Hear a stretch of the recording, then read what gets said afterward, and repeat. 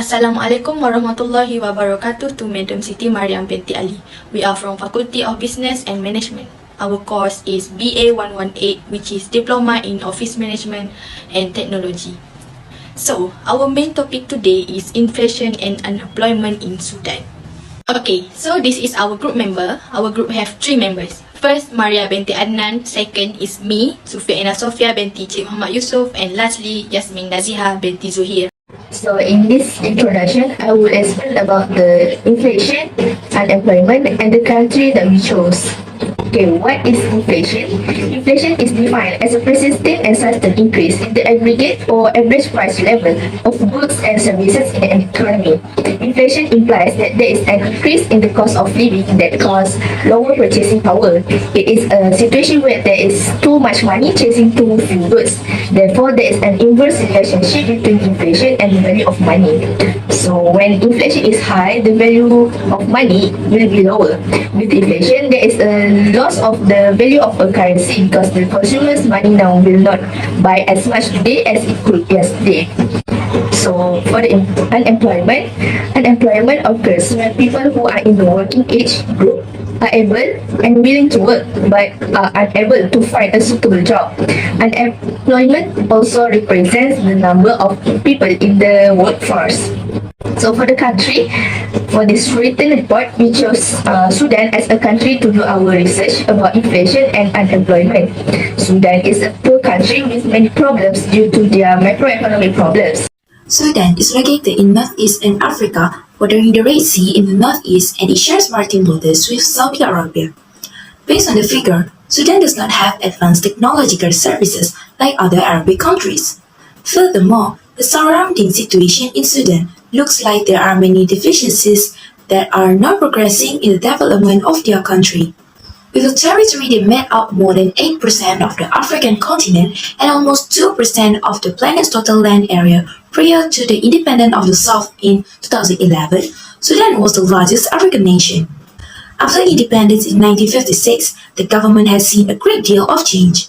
It was challenging for succeeding regiments to get widespread support from the various politician constitutions.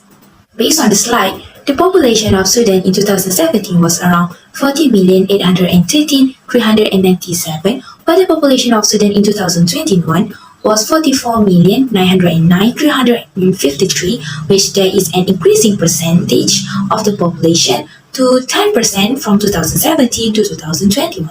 We can see the population movement found in the graph show a linear increase.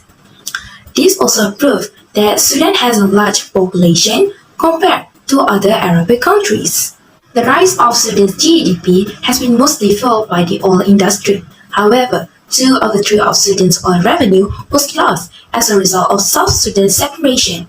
The population is dependent on subsistence farming and close to half of the population lives at or below the poverty level.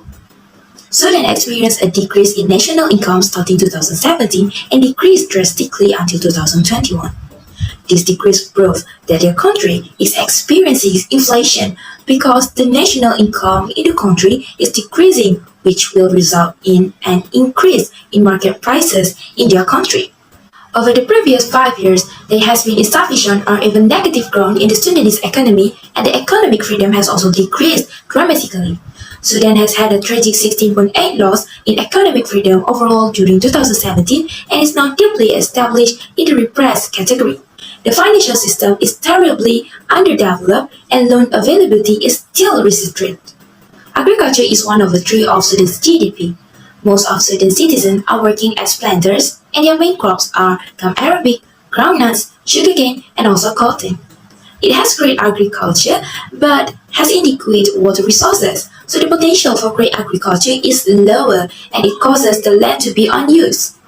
Next, Sudan livestock production has a good potential to export to other countries, but they have some problems, including finance, transportation, and production itself, making the biggest constraint of their country. For now, their lands that were previously for animal will changing to dry land and filled with machinery. Rapid industries in Sudan are high in furniture, sugar manufacturing, and plastic manufacturing. Not only that, Sudan is also one of the main medicine and medical services for many other countries, and they focus on becoming a hub for the medical industry. Sudan is now a supplier around East Africa and managed to cover about 70% of the needs to be exported to neighboring countries. In addition, they began to start the industry of assembly of small cars and trucks, as well as some war items. However, they are also now known for their hard-to-find mineral resources. The large number of mineral products in their country further stimulates their country's foreign exchange because almost 30,000 of mineral products are successfully collected every year. Sudan's eligibility for reducing debt under the Shelter Heavily Indebted Poor Countries (HIPC) initiative was approved on June 29, 2021 by the IMF and World Bank. According to a debt relief analysis (DRA), based on the projected statistic for the end of 2020, Sudan's external debt should be reduced to 150% of export under HIPC. This will result in a projected reduction in Sudan's debt from $56 billion to $6 billion at completion point in present value terms, assuming the complete application of debt relief and participation by all creditors. The graph increased steadily from 2017 to 2020 with 149.54% in 2017 and 263.37% in 2020. Besides, the movement in the graph changed drastically in 2021. The percentage from 263.37% decreases to 181.97%. From that, we can see that Sudan was having issues in which all their country had too much debt and it caused a hard time for the Sudanese. Although we can see it as a good improvement compared to the previous few years, but still, Sudan has a lot of national debt which can result in inflation and further increase the percentage of unemployment in their country. Let's move to the main discussion. Firstly, it is overview on the country inflation and unemployment from 2017 until 2021. We can see that in 2017, South Sudan remained one of the world's most precarious states with approximately 6 million people suffering from food insecurity. Following that, in February 2017, a famine was declared. Furthermore, approximately 2 million South Sudan have fled the country with an additional 109 million internally displaced. After that, in 2018, the inflation rate increased dramatically during the first semester of 2018. Following that, common citizens continue to express frustration about increasing living expenses which restrict their access to essentials. Following that, the report examined the impact of the older population.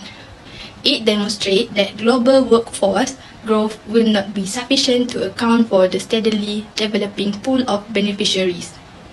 The average middle class age is expected to rise from just below 40 with around 41. Subsequently, in 2019, due to higher food and drinks price, Sudan's annual inflation rate continued to increase to 64.3% in January from 57.1% in December. Following that, a low level of economic population increase has limited job creation for graduates. Furthermore, many university categories teach students knowledge and abilities that are not required in the labor market. Interpretation of unemployment issues based on endogenous and environmental causes.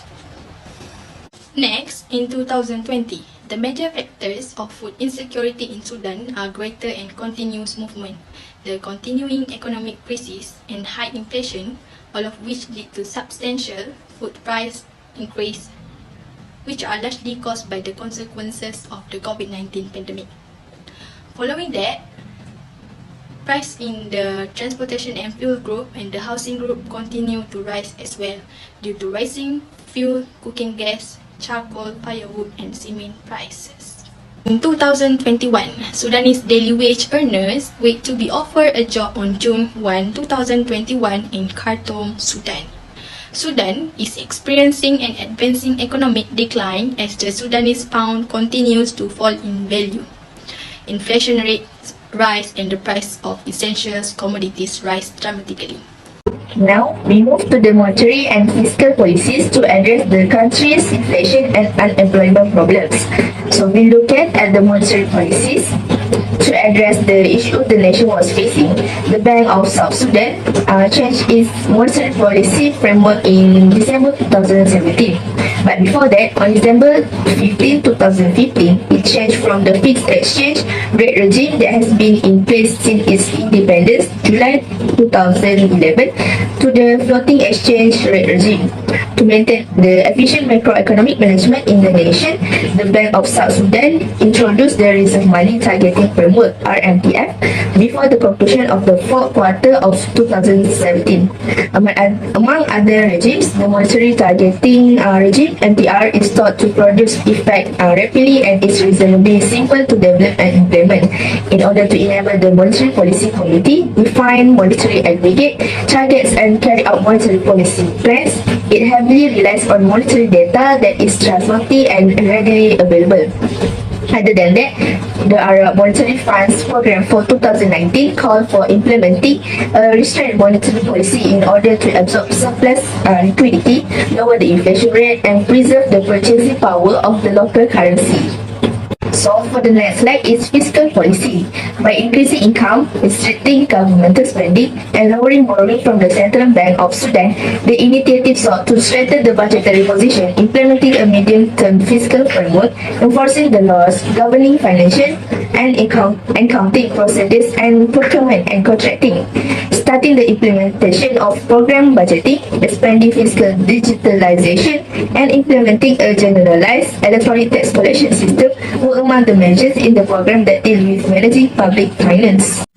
When the pandemic began, initial government action in Sudan included closures, restriction on internal movement and gathering, and some lockdown measures. Living expenses in Sudan have increased significantly over the past month. According to the Sudanese Central Bureau of Statistics, the price increases for grains, meat, milk, and bread caused the inflation rate to soar to 99% in April from 82% the previous month. According to the US government's famine warning system, many people in Sudan may soon face a food crisis, particularly in the country's conflict zone of Darfur and South Kordofan, as well as the Red Sea and Gazala states. The price of essential grains increased by up to 50% in March and April, according to a US survey. It issued a caution that employment opportunities for low-income families were being constrained by coronavirus restriction as the value of the Sudanese pounds keep falling. Furthermore, 250 million instances of COVID-19 are expected in Africa, according to recent World Health Organization research. Most Sudanese workers are underemployed, working relatively few hours, which is symptomatic of the country underutilization of its labor force. Results from a World Bank poll illustrate the state of employment as it would have been had nearly 2/3 of households did not lose their job due to the pandemic. The findings indicate that the primary cause of households' job losses, unemployment, and even job changes was because of government and business closures brought on by coronavirus limitation. Agriculture, fishing or mining, the health sector, manufacturing and construction had declines in their personal net monthly incomes. At the start of the pandemic, employees who were the youngest and oldest were more likely to lose their job. Prior to the pandemic, minority ethnic groups' unemployment rates were higher than the national average, while minority ethnic groups have seen higher unemployment rates as a result of the epidemic. Unemployment rates have also increased as a result of declining rates of economic inactivity. Impact of government stimulus. South Sudan's secession caused several economic shocks, including the loss of oil revenue, which initially covers the cost of Sudan's revenue and 95% of its export earnings. This has slowed productivity expansion and contributed to the double-digit consumer price inflation. Indeed, while both investment and trade are set to grow, major economic imbalance such as large fiscal deficits remain. There are a significant community of refugees and internally displaced people due to the high frequency of conflict, specifically the post-2 fight that result in South Sudan's secession. Besides this, retail gasoline and most fuel subsidies were phased out in December 2020 and energy tariffs will rise. Following that, Sudan has faced numerous difficulties over the last decade. including avoiding high levels of poverty, having to build political and economic structures for continuous production, finding real peace strategies, and accelerating progression in war-torn areas of the country. Additionally, the global financial crisis are rising food prices, highlighting the short-term shock of economic instability caused by cessation and going to address the medium to long-term implication of cessation through economic growth away from oil. Sudan, which does not have concessional access to international financial resources, is highly dependent on its own resource to face the challenging projects of post-conflict peace process, poverty reduction and conflict resolution. This shortfall is primarily due to the debt and embargo issues that have been and continue to be a major constraint on Sudan's growth capacity and ability to confront this challenge. In conclusion, we can see that Sudan is one of the countries facing severe inflation. Based on our research, Sudan faces problems with the supply of food and clean water for the use of their people. The increase in the rate of inflation in Sudan began to increase in 2017 and increased drastically until 2021. This shows that the problems that occur in their country eventually lead to an increase in inflation and widespread unemployment. The effect of the coronavirus pandemic add to the difficulties for the people of Sudan. Most of the people in Sudan are plagued by poverty and thus eliminate their purchasing power.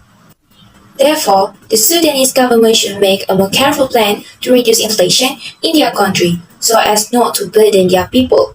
In order to reduce unemployment in Sudan, the government should ensure that employment opportunities are in line with the number of young people who are looking for work. This can prevent unemployment from continuing to rise. That's all from us. Thank you for lending your ears to listening to our presentation. We hope that you enjoy our video. Thank you.